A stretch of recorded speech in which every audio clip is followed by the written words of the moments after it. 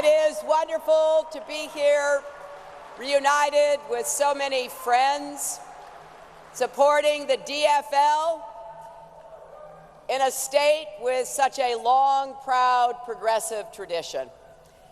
Now, so many Minnesotans have inspired us with principled leadership. Hubert Humphrey, Walter Mondale, and the late, great Paul Wellstone. I had the great honor of serving with Paul and Sheila and spending a lot of time on the floor of the Senate talking with him about what we wanted to see happen to improve the lives of the people we represented. And I've thought a lot about him in the last months. He was a true progressive who wanted to get things done, who wanted to make progress, and I miss him, and I thank you for sending him to serve. Now, adding to that list, there are many of you here tonight. Someone else I served with, spent a lot of time sitting in the back row as first-term senators, is your terrific governor, Mark Dayton. There's a lot to be said about Mark, but you know how effective he's been, how he has stood against the tide of Tea Party republicanism, and how Minnesota, under his leadership, has the highest job growth record in the United States. But knowing Mark, that's not enough. He wants now to focus on what can be done to create more jobs in places that are not yet seeing that kind of economic growth. From the Iron Range to communities of color, Mark is determined that he's going to make progress everywhere in your state. I want to thank his terrific Lieutenant Governor, Tina Smith. And I want to thank my two friends and former colleagues, your two senators, Amy Klobuchar and Al Franken. You know what treasures they are because you get to see them all the time, but they're actually working their hearts out, stumping across the country for me. Everywhere they go, people are just blown away. They want to know more about them. They want to know what they can do to try to elect progressive senators like them. Amy and Al are great friends, and they're even better public servants.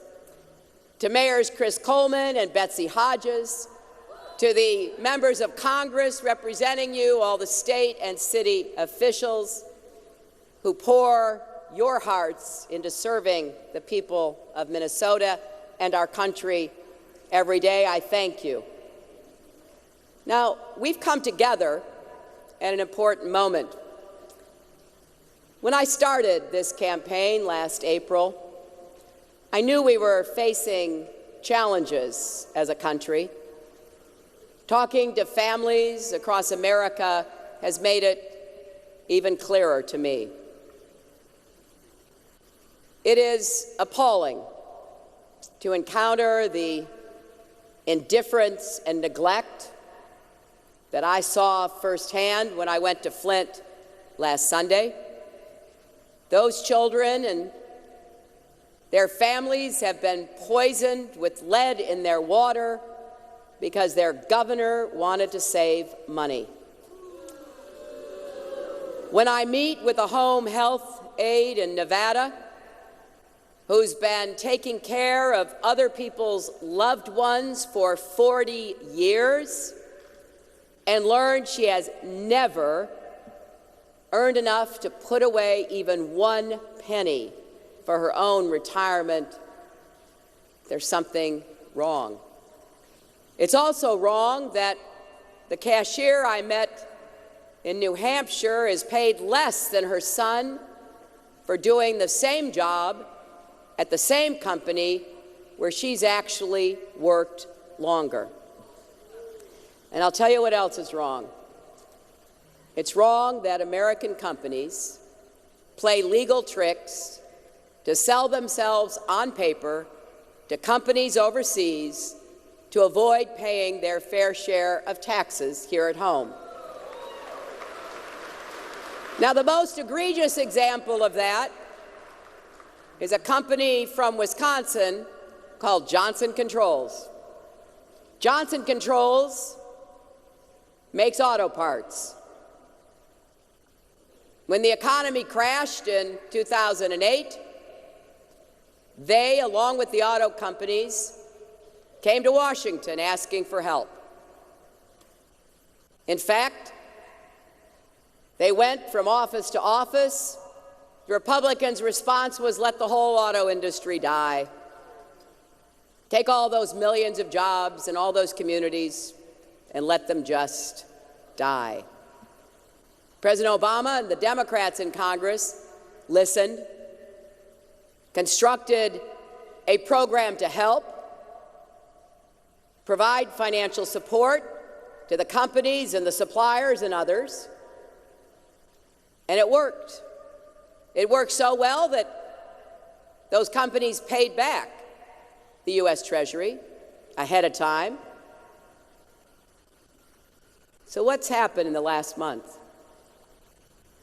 Johnson Controls announced they're turning their back on America. They're pretending to sell themselves to a company in Europe. They're pretending to move their headquarters. They're moving their profits to Ireland in order to avoid paying taxes to the government and the people that helped them in their time of need, that kept their company going. That, my friends, is called an inversion in the tax law.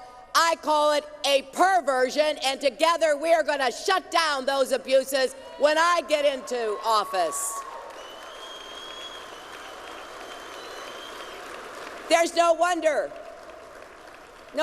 people are angry. They have every reason to be. But they're also hungry. They're hungry for solutions they can count on. Now, we've heard a lot about Washington and Wall Street in this campaign. I want to get secret, unaccountable money out of politics as much as anyone, in fact, probably more than most. A little-known fact, Citizens United was about a right-wing attack on me, one of many over the years, to try to undermine and push back the views and values that I've espoused. On the first day of my campaign, I said, we're going to overturn Citizens United. We will use Supreme Court appointments, and if necessary, I will lead a constitutional amendment to get control back over the financing of political campaigns.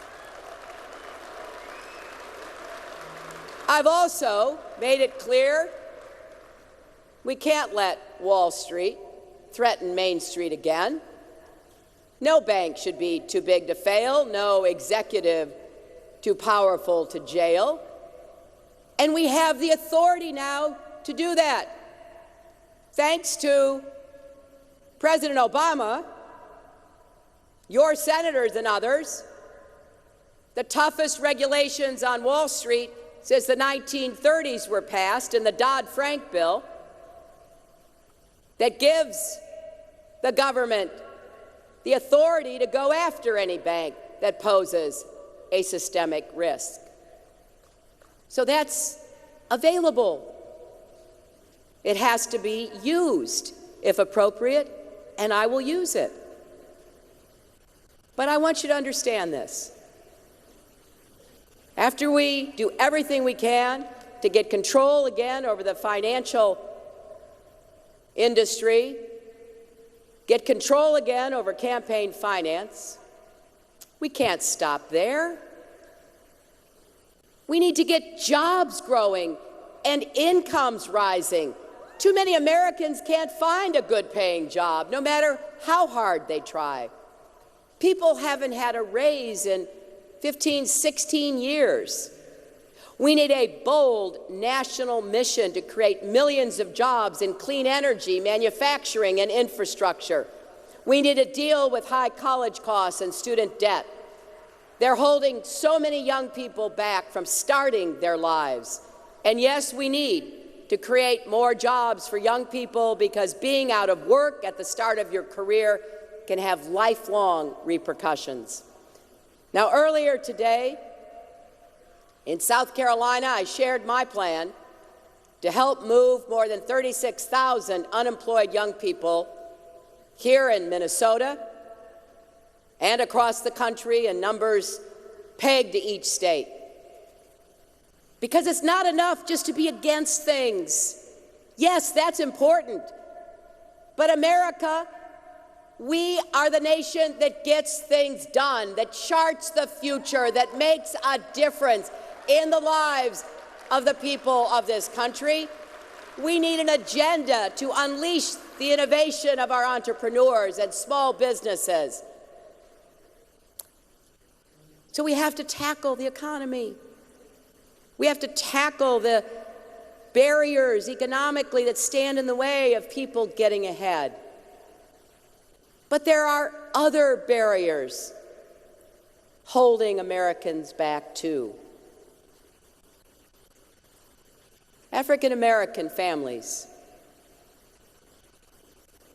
who face discrimination generation after generation have just a fraction of the wealth of white families. They get denied a mortgage 3 times as often. They face other challenges in health and education. That's a barrier.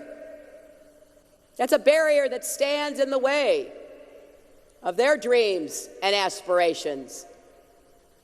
Having $11,000 in wealth compared to $141,000 for the median white household is an indictment, but also a reflection of the deeply entrenched discrimination that is faced. Think about the crisis of so many young black people dying after encounters with police, like Jamar Clark, shot and killed a few months ago, not far from where we sit tonight. Think about immigrant families lying awake at night, listening for a knock on the door in the United States of America, working in the shadows, vulnerable to exploitation by unscrupulous employers. Think about all the women in our country still fighting for equal pay, still struggling to get access to reproductive care, while Americans go after Planned Parenthood again and again. Think of all the new parents struggling to take care of that newborn baby or maybe a sick relative when their job doesn't offer paid leave. I want to applaud Governor Dayton for his proposal for paid parental leave here in this state. It's the right thing to do, and we've got to do it across our nation. Talk about schools and low-income communities like the one I visited in South Carolina today. They're part of what's called the corridor of shame along I-95. Schools that are crumbling and decrepit, that don't have the resources, the teachers to help young people get the best possible education. I was very moved by the letter that several of you signed last week,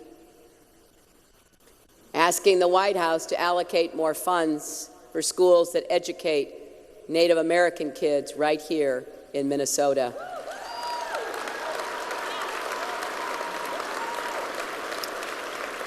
If I am so fortunate as to become your president, I will be your partner every single day in working with you to serve all of Minnesota's children. Now, all of us know, don't we?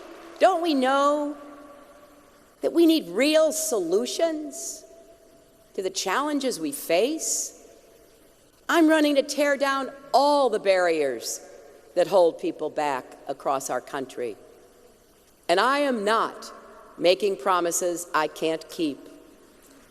Every once in a while, a day comes along when we make something big and extraordinary happen all at once. But in my experience, that's not how we make change most of the time. To make change happen over and over again, you've got to keep working at it. You have to keep fighting for it day after day. And if you get knocked down, you get right back up. I remember back in the early 90s, I was working day and night to pass universal health care. You know, before it was called Obamacare, it was called Hillary Care. And we faced a lot of the same obstacles and criticism. You know, the drug companies and the insurance companies went right at us, went right at me. We didn't get what we wanted. Yes, we were knocked down and we were set back. But by then, I had traveled across America. I had met countless Americans who had been denied health care coverage. They didn't have enough money. They had a pre-existing condition. They hit a lifetime limit. I remember being in the Children's Hospital in Cleveland, talking to a group of parents with very sick children. And they were telling me what it was like to have a child who needed a lot of medical care and not be able to guarantee that they could have that provided. One father said, "You know, I'm a successful businessman. I actually run a business. I provide health care to my employees and their families, but I can't get health care for my 2 daughters who have cystic fibrosis." He said, "I go from insurance company to insurance company, and I tell them I can pay something. Give me what I can pay for, please." And the answer is always the same, no. I said, "What do they tell you?" And he said, "You know, the last meeting I had, I was talking to the agent, making the same case that I've made so many times before. And he looked at me and he said, 'You don't understand. We don't insure burning houses.'" This man looked at me with tears in his eyes and he said, "They called my little girls burning houses." I couldn't get that and other stories out of my mind, and when we didn't get everything we wanted, when we got knocked down, I said, "Look, we got to figure out how we make progress as much as possible." So I got to work with Democrats and Republicans to find common ground, to provide health care to the most vulnerable among us, our children. We were able to pass the Children's Health Insurance Program, which now is a lifeline for 8 million kids across America.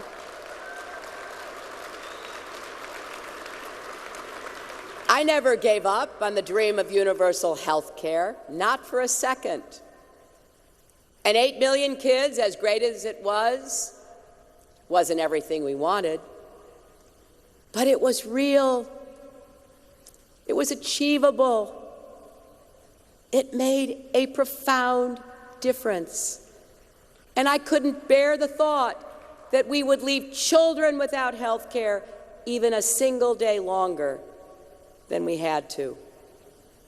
That's why I was thrilled when President Obama passed and signed into law the Affordable Care Act. That has been a goal of the Democratic Party since Harry Truman. And it is helping so many people right now. We have 90% coverage, 10% short of universal coverage. No more denials because of pre-existing conditions. Young people up to the age of 26 can be on their parents' policies. Women no longer pay more for our insurance than men. And no more lifetime limits.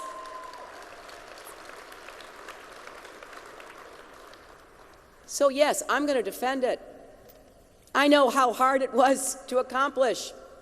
I want to improve it, get the cost down, make sure we get to 100% coverage, and do everything I can to rein in prescription drug costs by going right at the drug companies, requiring them to negotiate for lower prices with Medicare, and going after predatory pricing, which we have seen in the last months results in price increases of 4,000 or 5,000% overnight. I learned from my family and my faith to try to do all the good you can, as long as you can, for as many people as you can. When you see people hurting or being treated unjustly, and you think you can help them, maybe make their lives better, you've got to do it, especially when you're someone who's had blessings, who's been knocked down but able to get back up.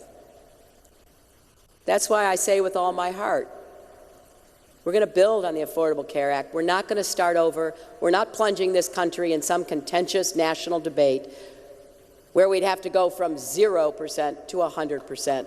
We're going to take on those drug companies. We're going to take on those costs. And we are finally going to achieve universal coverage. So yes, we're going to do all of that, because so many people and families depend on us doing that. That is the path forward, not a divisive debate about the shape of what could be done, a whole system that will stop us in our tracks, create gridlock, and not move us forward. Here's my promise to all of you. I will work harder than anyone, actually, to make changes that improve lives. Together, we will build on the progress we've made under President Obama to break all the barriers that hold Americans back. I was very honored, after running a hard campaign against then Senator Obama,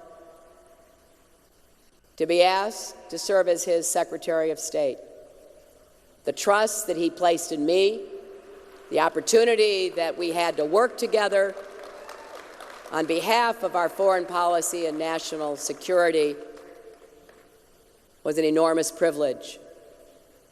And I had a front row seat in watching him do what needed to be done in responding to the financial crisis. I don't think he gets the credit he deserves for saving our economy from the horrible ditch that the Republicans drove us into in 2008.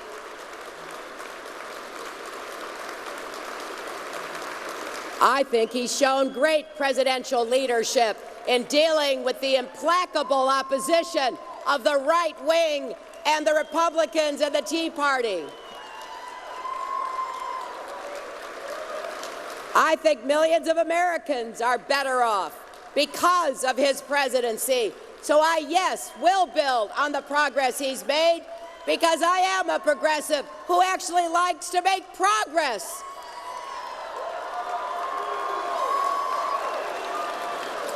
You know, those of us who are grandparents know the older you get, funnily enough, the more you start thinking about the future. So imagine with me a tomorrow where hard work is honored and rewarded with rising incomes, where we produce enough renewable energy to power every home in America and create millions of good jobs doing it, where education lifts you up and student debt doesn't drag you down, where more entrepreneurs can start and grow new small businesses.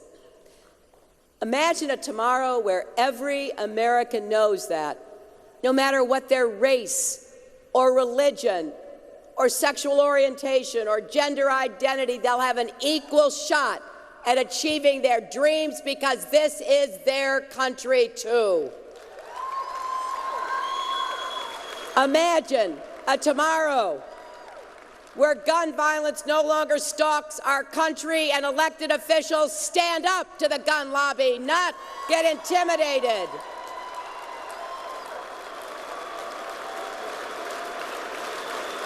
Imagine a tomorrow where America is safe at home and strong in the world. That's the tomorrow we want for our children and our grandchildren and for our country. So when you go to caucus on March 1st, I hope you will ask yourself, who can you count on to break down every barrier, not just some? And think about this. Think about this as you go. Yes, Wall Street and big financial interests, along with drug companies, insurance companies, big oil, all have too much influence, and I will fight every single day to even the odds. But even if we were able to get rid of all of that undue influence tomorrow, we would still have the cruel negligence we saw in Flint. We would still have the kind of anti-Muslim demagoguery that we have seen in this campaign and which must end. We would still have discrimination in so many forms. We would still have powerful voices denying climate change, opposing every single common sense gun safety reform. And we would still have Republican ideologues ripping the heart out of the American middle class with their attacks on workers' rights, the right to organize, to stand up, to be part of a union for better wages and working conditions. My friends, I am not a single-issue candidate, and this is not a single-issue country. We need a president who can do all parts of the job on behalf of all Americans, who believes in the basic proposition about our country, that when each and every American has a chance to live up to their own God-given potential, then and only then can America live up to its potential. With your help, we can build that future together. Please join me on March 1st. Thank you all for everything you are doing to make sure we move with confidence and optimism into the future that we shape. Thank you all very much.